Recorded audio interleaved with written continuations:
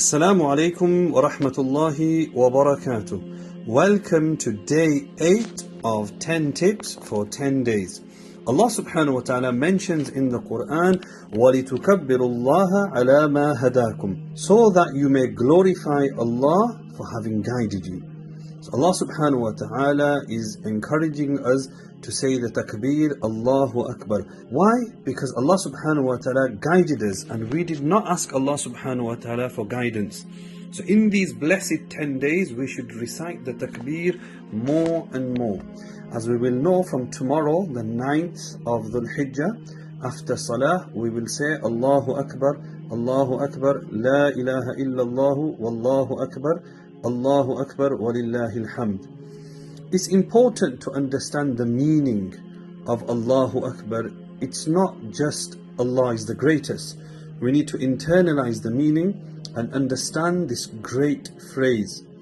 So I remember many years ago, a princess from Saudi Arabia, Princess Amira bint Aidan bin Naif al-Tawil, she wrote a poem on the word Allahu Akbar. It was at a time, I think 8-9 years ago, when there were many terrorist attacks under the name of Islam. We had certain extremists who were claiming to represent Islam. So inshallah, I will be reading out her poem. It's very beautiful, and I remember reading it at the time as well. Inshallah, alhamdulillah, I've managed to find it. So she says, Allahu Akbar, Allahu Akbar, a phrase that is misused and abused. You may have heard it in reports covering terrorism in the news.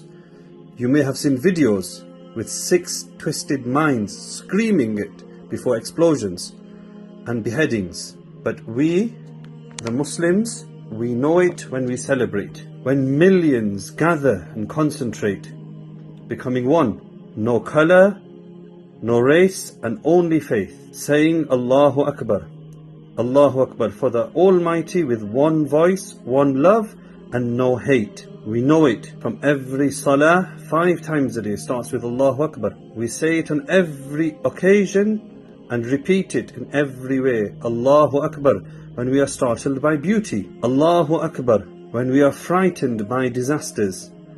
Allahu Akbar when we are scared and weak. Allahu Akbar when we are joyful and at our peak. Allahu Akbar, the meaning of love and trust in a God that we worship, all gathered in one phrase, translates to God is the greatest. So don't confuse it. Don't allow terrorists to contaminate a peaceful religion and a phrase that is so great. When you hear it, let it show its true colors and let it resonate.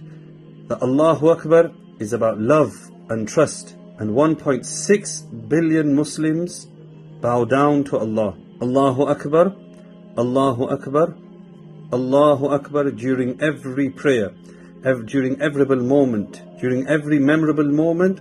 Through it we relate. So this was the poem, mashallah. Hopefully it's a reminder and motivation and inspiration for all of us to recite the takbir, not just after salah.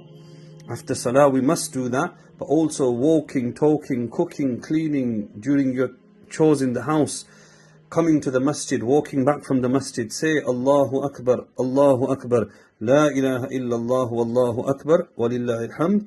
Allah grant us His love and beauty and His vision. Ameen.